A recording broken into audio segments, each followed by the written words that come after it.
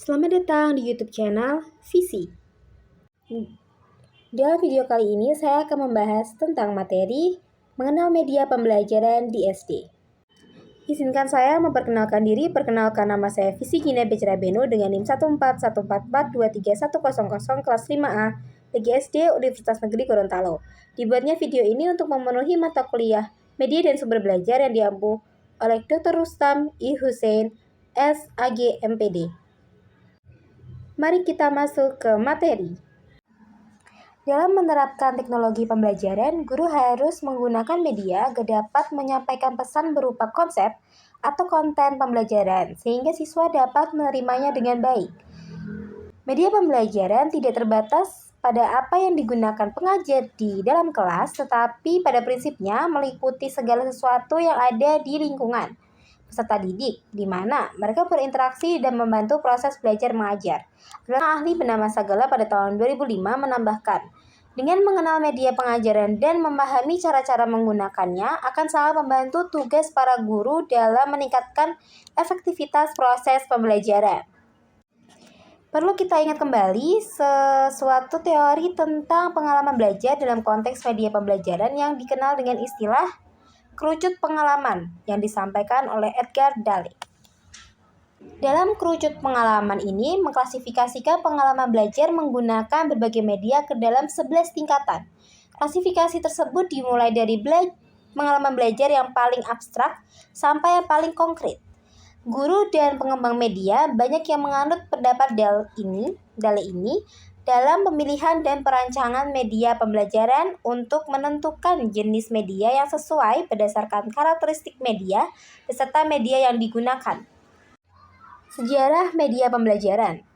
Media pembelajaran yang pertama kali dipergunakan adalah buku gambar dengan judul Orbis Sensualium Pictus yang disusun oleh Johann Amos Comenius dan mulai disebarluaskan pada tahun 1658 di wilayah Latin dan Jerman dan dengan cepat menyebar ke wilayah Eropa. Sedangkan perkembangan zaman sekarang pada abad 21 mengalami pertumbuhan yang pesat.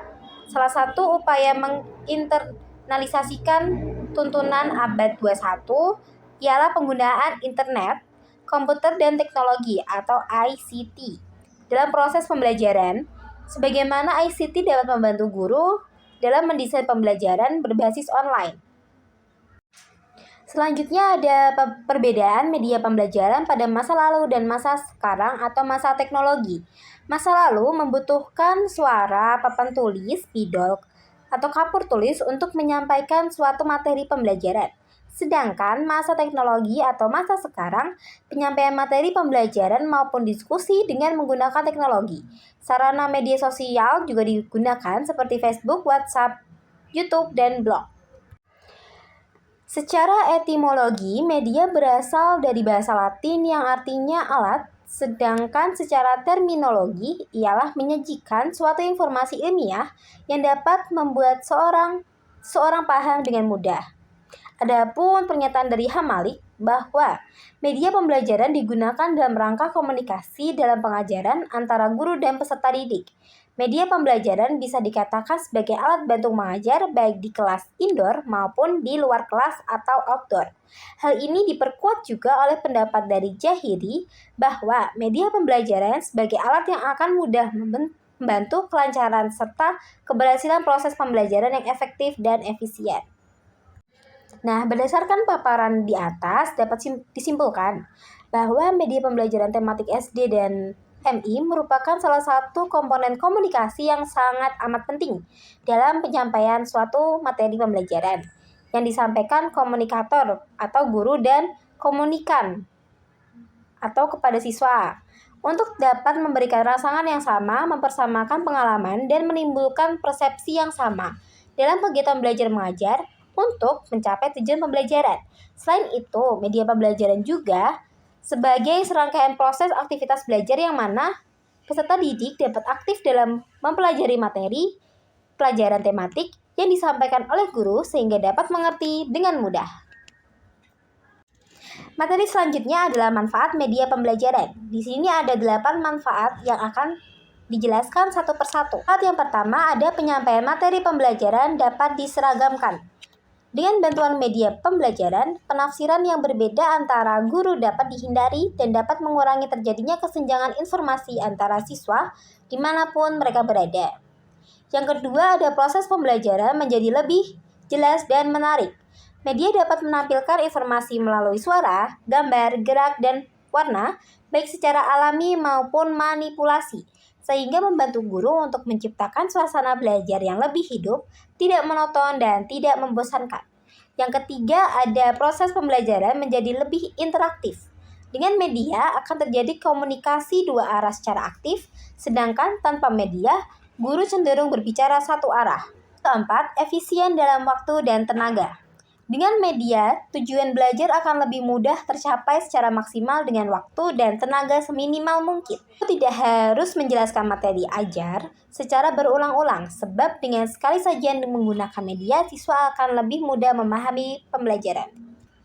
Yang kelima, meningkatkan kualitas hasil belajar siswa.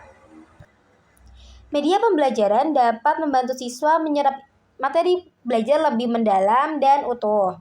Bila dengan mendengar informasi verbal dari guru saja, siswa kurang memahami pelajaran. Tetapi jika diperkaya dengan kegiatan melihat, menyentuh, merasakan, dan mengalami sendiri melalui media, pemahaman siswa akan menjadi lebih baik. Yang keenam, ada media memungkinkan proses belajar dapat dilakukan di mana saja dan kapan saja.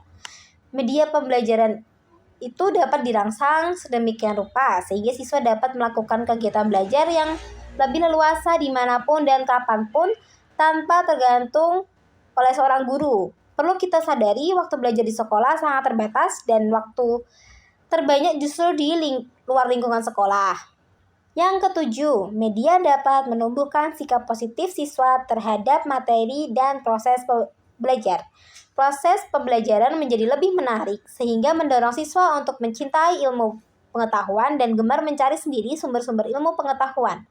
Dan yang ke-8 atau terakhir adalah mengubah peran guru ke arah yang lebih positif dan produktif. Guru dapat berbagi peran dengan media sehingga banyak memiliki waktu untuk memberi perhatian pada aspek-aspek edukatif lainnya seperti membantu kesulitan belajar siswa, pembentukan kepribadian dan motivasi belajar, dan lain sebagainya.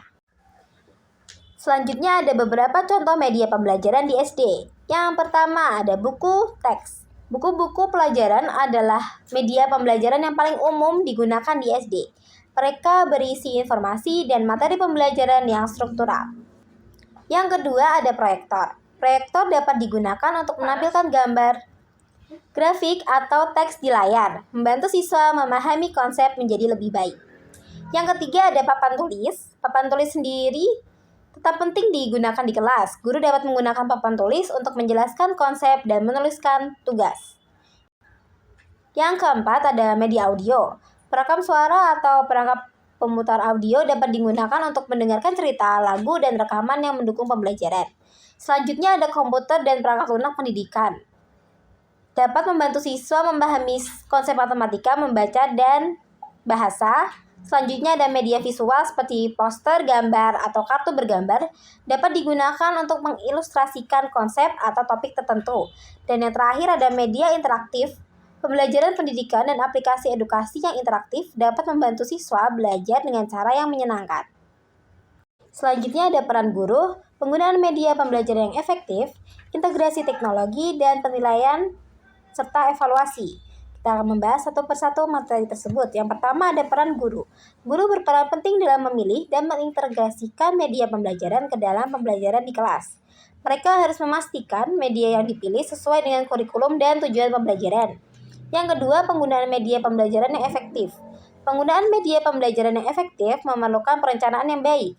Guru perlu mengidentifikasi kapan dan bagaimana menggunakan media tersebut untuk mencapai hasil pembelajaran yang diinginkan. Yang ketiga ada integrasi teknologi. Dalam era digital, integrasi teknologi dalam media pembelajaran semakin umum. Komputer, tablet, dan aplikasi edukasi dapat menjadi alat yang berguna dalam proses pembelajaran di SD. Dan yang terakhir ada penilaian dan evaluasi. Setelah menggunakan media pembelajaran, guru juga perlu melakukan penilaian untuk memastikan siswa telah memahami materi. Evaluasi dapat dilakukan menggunakan ujian, proyek, dan juga tugas terkait. Peran guru akan lebih mengarah sebagai manajer pembelajaran dan bertanggung jawab menciptakan kondisi sedemikian rupa agar siswa dapat belajar. Untuk itu, guru lebih berfungsi sebagai penasehat, pembimbing, motivator, dan fasilitator dalam kegiatan belajar mengajar. Media sifatnya kondisional dan konseptual sesuai, serta media pembelajaran dapat mengatasi keterbatasan pengalaman yang dimiliki para siswa yang disajikan dapat melampaui batas ruang dan kelas. Kesimpulan, media adalah segala sesuatu yang dapat menyalurkan informasi dari sumber informasi kepada penerima informasi. Sedangkan pembelajaran adalah usaha guru untuk menjadikan siswa melakukan kegiatan belajar. Itulah tadi materi tentang media pembelajaran di SD. Terima kasih telah mengikuti video kali ini. Semoga bermanfaat dan sampai jumpa di video selanjutnya.